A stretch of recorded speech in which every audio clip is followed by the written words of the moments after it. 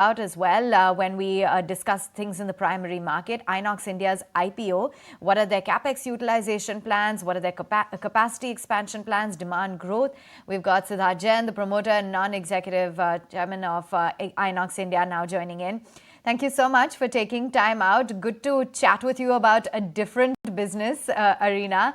Siddharth, Avan this side. Let's start off with the basics and just help our viewers understand a little bit more about the business. What are going to be the focus areas? What are the use cases for the products? Avan, good to see you. Good morning. Thank you for having me on your show. Yes, today is a different avatar indeed. This company, Inox India, was founded about 30 years ago in 1992 by my father.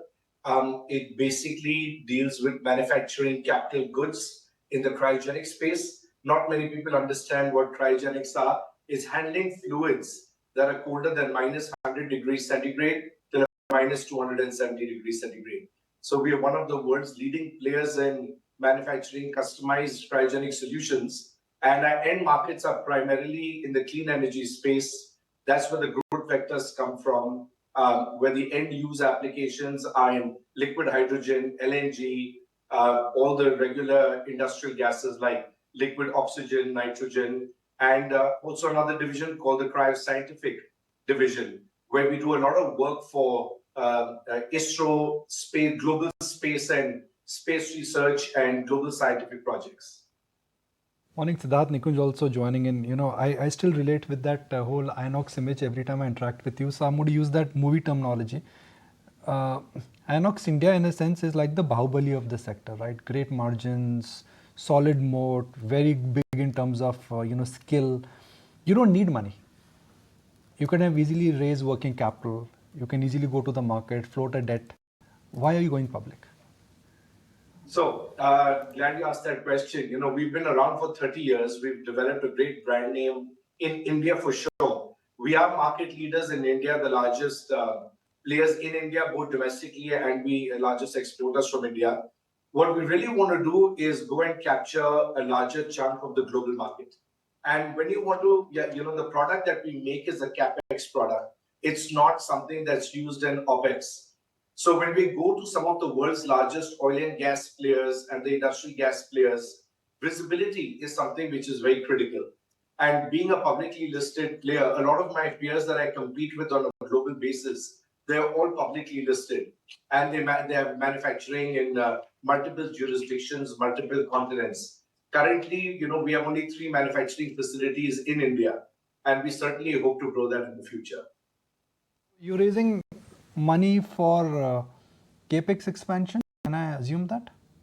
No, this is 100% OFS. We are a debt-free company. We have over 220 crores cash on the balance sheet. So the primary objective is, in the clean energy space, we really don't know which way this is going to expand.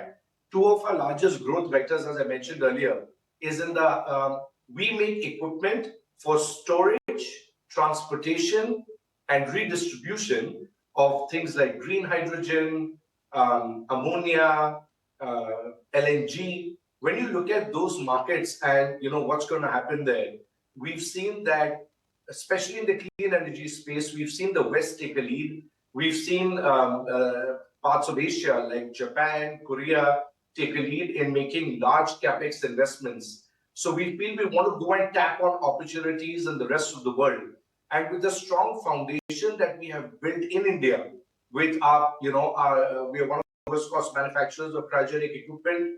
We are one of the strongest engineering teams with over 400 engineers. We specialize in customized solutions. So now that we've built this really strong foundation, we really need to go to the rest of the world and, go and tap on much larger players. And when they, dealing with an unlisted Indian company, is slightly different to dealing with a publicly listed company with a good reputation. When you will jump into the global arena, which are the companies you would be competing with? How efficient would you be there? Because at a global level, you'll have to compete with the Chinese counterparts. You'll have to deal with the local counterparts. How will you stand out? So, as I mentioned earlier, we are already one of the lowest cost producers in the world. We have exported to 60 plus countries. 45% of our revenue is in exports already. Now, that has grown over a period of time. A couple of years ago, we were at 30% of exports. Today, we are at 45%. We hope to see that growing. So, we've been competing with our global peers for a long time. And where we stand out is our ability to give customized solutions to our global customers. When you look at, the oil and gas players, a person who's setting up, let's say, a liquid hydrogen plant, like in South Korea, they're setting up the world's largest liquid hydrogen plant right now. They selected us, Inox CBA, a made in India product, to supply their baseload liquid hydrogen tank storage there. Now, that's a matter of pride, not only for us, but for our country, that we've been selected to supply the world's largest liquid hydrogen plant. Similarly, there are various LNG applications we supply to every corner of earth. Our tanks and Alaska, Australia, from Chile to South Korea. So we are proud of the fact that we make a world-class product. Now we just need to go out there and make sure we're in front of all our global customers. Income growth, CAGR growth 27% last 3 years, PAT growth 26%. Any reason for me to believe that the future will be different from past? Well, I do hope it will be, not only the same but better. We certainly hope to outperform. It's a function of our end market. As I said, a lot of the products we make of the clean energy space and the pace at which that sector is growing is certainly, holds me to believe that we can grow at a better pace. Fingers crossed. Inox, we used to look at movie, the content library, we used to look at footfalls to understand that what will happen to multiplex as a business. What are the indicators we should look at? Because yours is a industrial, a B2B driven business. What are the levers one should look at, the triggers one should look at to understand that which way the growth trajectory is headed? So, we have 3 divisions in our company. The first division is industrial gases.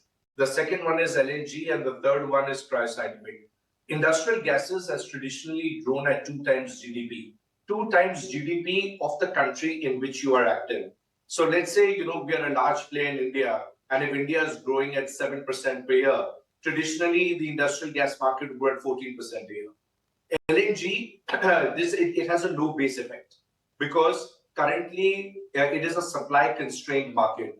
As we have more and more LNG terminals come up in India, as we have more LNG supply all over the world, we're going to see a dramatic increase in the requirement of infrastructure to move that LNG.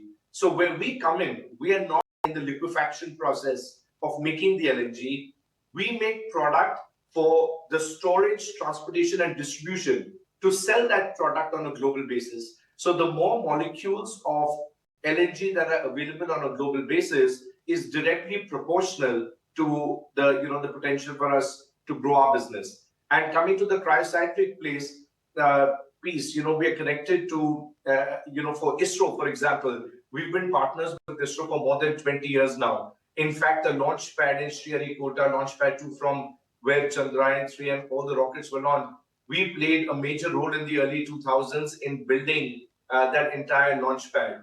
And since then, we've partnered with ISRO to make many more products for them. So when it comes to the global space and space research, we export to global space companies as well. So it's difficult to give you a metric, for that. It's not connected to per launch.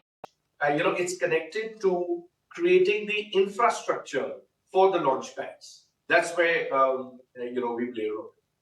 If somebody is looking at participating in the IPO and what is an OFS for you, how should one look at Inox India? Is it a play on manufacturing? Is it a play on a engineering company which is going to be moving into clean energy, into space? Or it is a pure play on an engineering marvel where there are 3 verticals, it could be 4, it could be 5. How should one look at the big picture here? I think you very nicely put it. I would say all of the above. Combine everything together. But no, the core is, uh, we have our own IP. We design in India. We engineer our products in India. We engineer to global standards. We make pressure vessels. So when you make pressure vessel and you have to export them to different countries, every country has a different pressure vessel code. And we have to understand that code. Our shop has to be certified by the pressure vessel organizations, the government organizations of those countries. So we've had innumerable visits from foreigners, from various pressure vessel departments of different countries come and actually physically certify our shop. And after that, you have to consistently manufacture, a low cost, great quality product, because once our customer buys our product, it's there for the next 20 to 30 years. And failure is not an option because they are mission critical. We supply to, just as an example, we are major suppliers on behalf of India to a project called the ITER project. It's a global nuclear fusion project that's happening in France, where 7 countries have come together to put together this $20 billion project. And they're basically recreating the sun in its physical form on Earth. Now, you can imagine the criticality of the equipment there. You certainly cannot afford a failure if you're recreating the sun on Earth. And we've been selected as one of the few companies in India to supply extremely critical equipment. These are liquid helium multi-process pipelines for the main tokamak. Now, it took us about, I think it was 2 to 3 years of work to get selected for this project. So, to answer your point, how should investors look at it? There is a lot of IP, there are a lot of barriers to entry. Developing a name and reputation takes a very long period of time. We've been in this business for 30 years. So, and another reason for the IPO is the coming of age for us. Self-invite myself to understand that what really goes behind the scene. I mean, it's just sounding so fascinating, the kind of progress India is doing and the kind of work you do in clean energy and in the space of engineering. So I'm going to self-invite myself. Hopefully, next time when we meet at your units. It will be a pleasure to host you and all your colleagues at our factory. We are based in Gujarat. We have 3 facilities right now, with a 4th one underway as well. And we'd love to show you what we're doing and what India is doing. Good luck with the IPO, and thank you very much for joining us. Thank you.